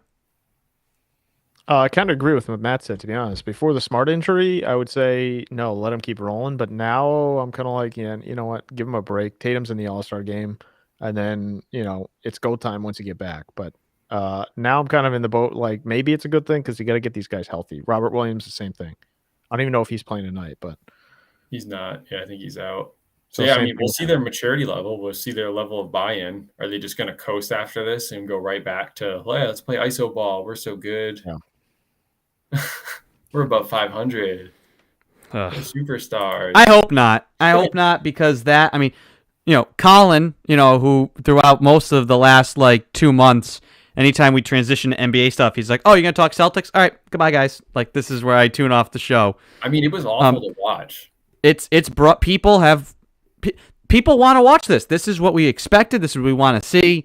And now they've shown it. And if they go back to what they were doing before, when there's nothing stopping them from being what they are now, that's just infinitely infuriating. Yeah. I don't think they will. And especially since they doubled down at the trade deadline. Like Derek White was the connector they were missing since Hayward left. I think Brad kind of made sure that's not going to happen. So yeah. And he threatened to have to come back down and coach them again. Everybody's like, whoa, okay, we'll play for Ime. I'm just happy for moves. I mean, look, if we had to watch Danny Ainge draft Wally's Buttersworth in the 5th round of the NBA draft, that's not, not a thing. Wally can hoop. I mean, I'm just happy that you have not seen the way he could defend the pick and roll, Christian. The way he slips screens. Who's Wally? What's the scouting report on Wally? He's definitely like an undersized guard that can't shoot. Yeah, he's about 5'6", 250, and he can shoot threes from only beyond the halfway point. Half court. Wally thinks he can do that at your local bar. Yeah. Wally Buttersworth. Awesome. That is another 360 Sports Show concoction. Anytime now, that's going to be the thing. Oh, who'd so-and-so sign? Oh, they signed like a Wally's Butterworth. That kind of type of guy. That's my alter ego when I wear this outfit. There you go. Oh, man. All right. On that note, Matt, thanks for joining us. Hope to see you again soon. It would mean the Celtics are in the NBA Finals, but always appreciate your time and insights. Thanks for being with us here tonight. Thanks, Matt. Yeah. See you. All right. There goes Matt Murphy, our resident cap and draft insider, helping us discuss the NBA and the trade deadline. To round out the show, we do have a couple of questions that have trickled in, but before we get to that, we're gonna have a little fun with Hot and Not.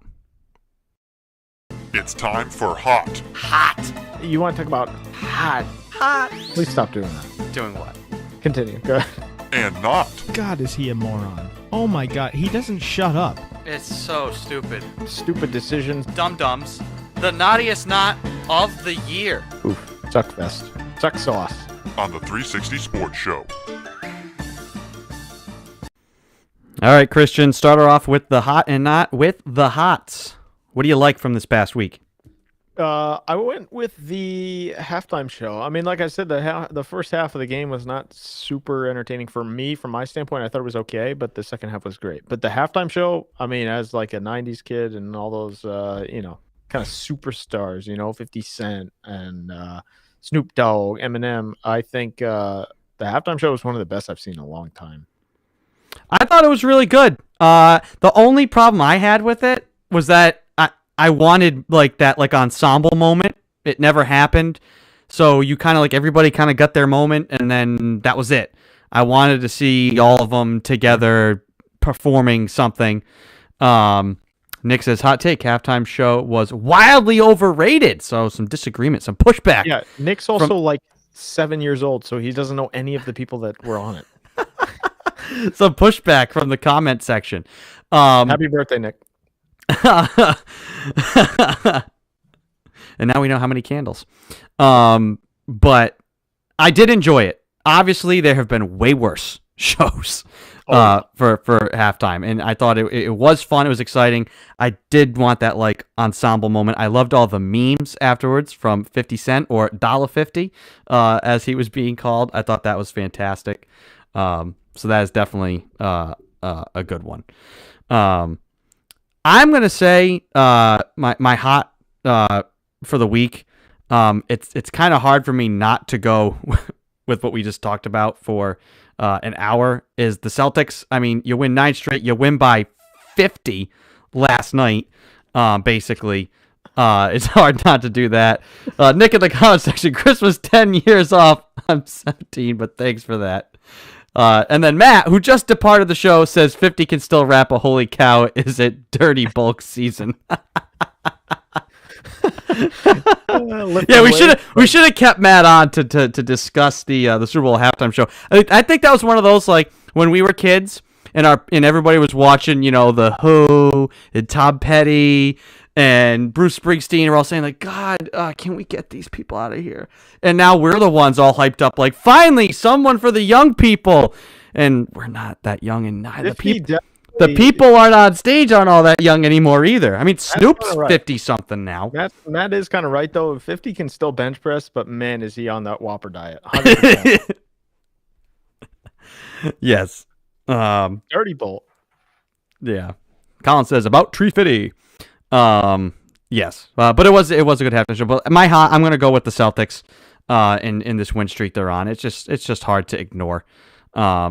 And hey, you lose to the Pistons here tonight. If you lose to the Pistons while we're on the air still, I will revoke you and send you to the not list. But Christian, moving on to your not of the week. So many, and there's a ton. 5, but I'm going with 2. Number 1, turf, just because the Super Bowl is on my mind. Another injury to these knees, man, and everybody after that happened was like, turf sucks, turf blows, turf sucks. As we all know, I mean, it kind of does cause for injury, but. More prominent with the Olympics going on, there was I believe 2 now Russian gymnasts, girls, women's, that were caught doping, but they're still competing. And I'm just like, Sha'Carri Richardson had like weed, right, or something like that, and it's just she had a little bit of weed because her mom had passed away, and she was trying to deal and was not allowed to compete at the Summer Olympics. So, meanwhile, the Russians, who can't compete as a nation because of doping allegations, are there as a committee, collective group, and get caught doping again. Not only that, the excuse was like, oh, her grandfather's his pills got mixed in with all the pills she's taking, her vitamins or something. Why is Grandpa taking anabolic steroids? That's and like the levels that she had was like 200 times the normal limit. So it's like this was not like you accidentally took something once. Also 15 years old. I mean, I think this is like a whole separate situation and discussion we can have in an off season, in the dull days of summer because we want to have baseball. Is the pressures that Olympic athletes are under, maybe just athletes in general at an age like that. The pressure to win and succeed, and like you're doing steroids at 15. Yeah, it's ridiculous. Nor is that good for your potential. Like, I mean, I'm not going to go into this, but it's not good for like your overall health, basically, right? I mean, you're 15 years old. Oh yeah, we're worried about all these things that could be good or not good for your health, but like let's take steroids. Yeah, that's fine. That's just great. Wonderful. Yeah. But just the comparison overall, weed to like steroids and doping and stuff like that. Like, just what are we doing? I just don't understand. Yeah, no, it's a bad look, and definitely agree. And mine, I stand corrected. Was figure skaters, not gymnasts. Figure skaters, yes. I thought about that. Yeah. Yep. My not, like you said, there's a couple from this week, but this one stuck out to me. It just one of these, like, sports is supposed to be one of these things that, like, everyone can enjoy. We all go, we can gather at the game, and we see ticket prices for things going up and up and up. I mean, the Super Bowl was like $10,000 to like get bleacher seats. You know, it's becoming more and more something just for the for the rich and powerful to go and experience. When baseball does come back, you know, it's not exactly cheap to go to Fenway. And they're going to have to lower ticket prices. You want people to come back to a sport that's been locked out with people, millionaires arguing with billionaires. Never good. In that vein, I'm going to share my screen and show this. This is today. This is the new plan for Formula One partnering with Hard Rock. This is what it's going to look like in Miami. That's the track. Here's the grandstand where all the plebeians sit. And then in the middle is the beach lounge where there's a bar and a restaurant and a man-made beach that people in this club that they can enjoy. One, like, who needs this at a Formula One race? Who wants to, like, who's going to go lounge out on a beach chair and watch people racing around you? Weird to begin with. And just another example of how we're further, like, fracturing the classes with the sport experience. This is just, I think this is just out of control. I'm not going to lie. I could never afford something like that, but this kind of goes to the hot, not the not. I think you're wrong on this one. I look at it as the not, though. I do agree with you, though. There's a case for both sides. I just see this as more of like, oh, that's cool. Another thing that I'd never be able to do. Like, yeah, I mean, as someone who could never do that, just based on the level of money it probably costs, it's still kind of cool. Now, I do agree with you on the other point, but, you know, it's probably a not. It's probably a not. It's probably not. More probably, more not probably than probably not. Right? Not. I would say it's in the middle. More to the not. Pete and Gansett did have a football question as we kind of close things out here. Back to football if you have time. Random question about the Super Bowl, but were there any Rams fans there? I don't know. I saw some. It may have just mostly been friends and family of players. Honestly, yeah, I think it was. I think that was a lot of it. Look, I don't think the Rams or that area has necessarily like the most built fan base, right? It's not a Philly, it's not a Boston, it's not a New York. It's not like that. Yeah, there wasn't. It's not like the parade was very packed either. I mean, there was quite a few people there, but it's not like a Philly and New York, Boston. They're corporate fans. It's like, this is a thing to go do. Oh, you give ticket. Hey, you're coming to L.A.? Let me take you to a Rams game. Like, it's not. If they stay there for 20, 30 years, maybe you develop a following. But people have this complaint about the Lakers, too. I mean, the Lakers have fans, but sometimes there's complaints about, like, the type of crowd you get at a Lakers game. That it's a late arriving crowd and people come in. It's all celebrities. They're not there to, like, scream in your face and heckle you on the side. Like, they're there to just, like, watch the game. It's like, oh, let's go watch. Let's observe this basketball game and be seen out here in public. It's not New York. It's like, let's go to dinner or a movie out there. It's like, let's just go to the Rams game. Yeah. Exactly. Kind of like a hobby. It's a hobby. Yeah. Yeah. I wish I could have the hobby of just going to sporting events. Yeah. Professional sporting events. Maybe a beach in the middle of a racetrack. A beach in the middle. All right. That's my other reason why it's a not. Like, how is that enjoyable? Oh, like, if you were at the beach, if you were at the beach. F1 race, though? All right, I'm gonna go get it next time you're at the beach. But do you go to the beach? You don't strike me as a beach guy. I hate the beach. Yeah, exactly. I hate the beach. Yeah. So, but imagine yourself at the beach and somebody on like the dune buggies driving circles around you. Are you having a good time? Way different. F1 is a really compelling watch. I'm not gonna lie. Yeah, maybe sure, but like from a cabana. Do you want to be race cars around me and a margarita with a little umbrella in it? I'm good. Now, I can't afford all that, but I would do it. Well, talk about the separation. I mean, like, what's gonna like the grandstands there is gonna be all Bud Light Nexts, and then down on that club is gonna be the Dom Perignon is gonna be the top shelf stuff is gonna be pulled up. That seems like that's the way it should. I mean, if the 360 Sports Show can somehow get on that beach cabana in 2024 or whenever that thing's going up, I'd be all for it. All right, that's we'll put that on our bucket list. It would be pretty shameful, but I would still do it probably. we would admit to doing it. I wanted to get your thoughts, Christian, on this. I mean, again, you said maybe you weren't paying attention, but the commercials are always a big part of the Super Bowl. That's what kind of gets in the non-sport viewers. People watch the game because it's the Super Bowl, it's an event. Did you like any commercials? Did you hate any commercials? Did you even pay attention to commercials? Normally, I mute commercials.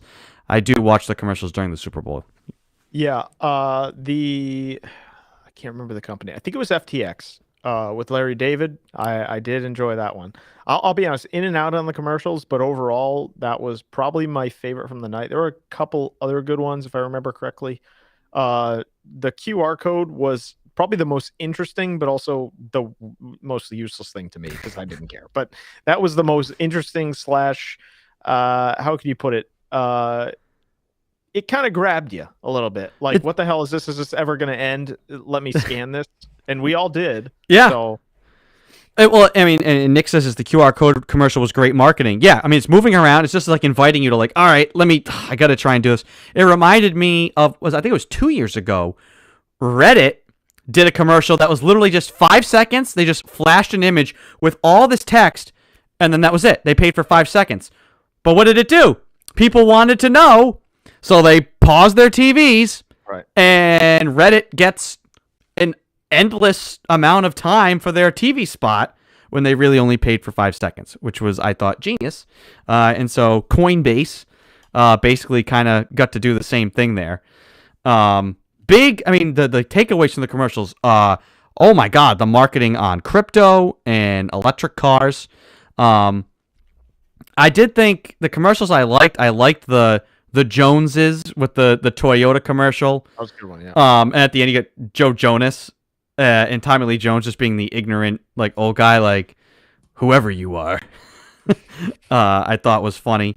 The Flavor Town commercial was fantastic. You would like that one. It was great. And then I did, just for the oddity of it, I did like the Coinbase QR code. The Pringles commercial, you said you didn't spot it, Christian. Weird. Because they were talking about Pringles will have a full body for. Yeah, you know what happened? The Pringles can got stuck on a guy's hand for the rest of his life. Shows him meeting a girl and she's caressing the Pringles can on his hand. Sandwich off of it. And then they're getting married. Literally has him in a casket with the what.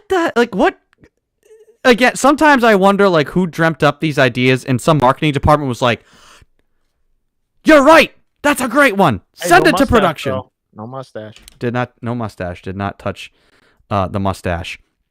And then I also, we already said this, but Bud Light Next. Ew. What is it? What is it? I don't know. We do have some friends. I don't know if anybody's tuned in now. If you're listening as a podcast, thank you for finding us on Sounder FM. If you're a brewer, if you're in the alcohol industry, please write us. Email the360sportshow@gmail.com or find us, DM us through Instagram, Twitter. We want to know, how do you make carbless beer that's good? Look, there's I don't know. Do you like Michelob Ultra or Michelob Light or whatever? No. Those have low carbs. Low carb, yeah. No carb? How do you achieve no carb? What is it? I think it's just maybe they were doing an empty bottle that day or something. Yeah. No carb, no calories, no liquid. Yeah, exactly. This is an empty can. No lies. There's nothing here. I always get that with the Coke Zero everything. I'm well, ding ding ding ding. There's something in there. What is in there? Nothing. You're telling me there's nothing. It's nothing good. You're better off just having a regular Coke, go walk a little bit, hit the treadmill, walk around the block, than drinking God knows what wacko chemicals. You have to get some cavities figured out there, though. Yeah. Comment section again. See, Christian, it's the food, it's commercial. These are the things that light up comment. Nobody gives a crap about sports, but it's as soon as we bring up commercials, it's everybody chimes in. Where you come from? The Joneses commercial was a big hit.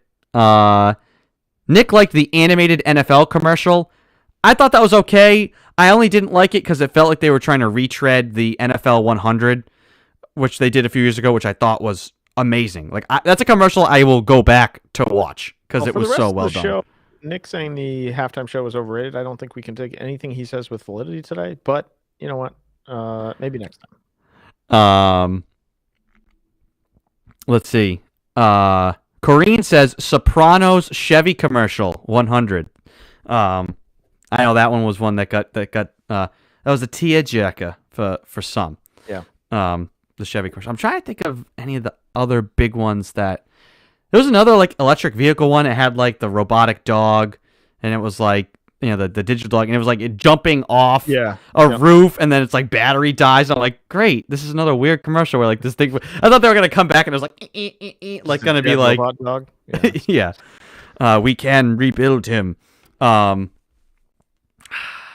don't know. There were others. There was the Doritos ones were okay. It was good. There's definitely. I mean, a few years ago it was like really bad. I thought the commercials by and large were okay. Yeah, that was pretty good.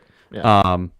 Caesar's. There was one for avocados where he's talking about Caesar. I just love salads. Yes, we know. That was good.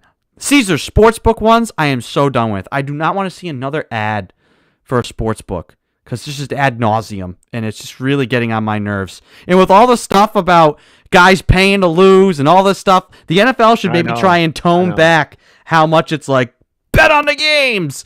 If any of this like insider trading stuff, like anything comes to fruition, like they should try to be like, okay, let's not sound from the mountaintops here. So anywho, I think now that just about does it. Christian, I guess this will have to be a closed session. We'll have to discuss. We'll have to settle by next week for sure. And agree. My lawyer's involved if you go sideways on this, by the way. Who the MVP of the Super Bowl? Who did the Cooper Cup actually thank first? And how we're going to decide blanket Bud Light versus does that mean strictly only Bud Light and me saying Bud Light hard seltzer being specific. We have those are the two things. Those are the two bones of contention here. And those points will matter because we either tie or you win or I win. I mean, if you win, you're the new Roger Goodell. You're just judge, jury, executioner. I mean, that's just basically what it is. But hey, there's an asterisk there. We'll move on and we'll see what happens next week. I'm sure that everybody is on the edge of their seats waiting to find out. I mean, the winner gets the ultimate prize of nothing. So, like, we should really fight for this. I think so. I definitely think so. So, anywho, that's going to do it for the show. Thanks, everybody, for tuning in. Special thanks once again to Matt Murphy, who came on to help us break down the NBA trade deadline. What a busy week. The NBA trade deadline, which actually was exciting, and then the Super Bowl. Unfortunately, I agree with you, Christian. No more football to talk about, but there's always going to be football storylines, so we will be sure to keep those in the loop. Thanks for everybody for tuning in with us. And if you couldn't catch the entirety of the show, you can catch us as a podcast through Sounder FM or wherever you get your podcasts from. So until next week, for Christian Lauber, I'm Andrew Pizzelli. Have a good night, everybody.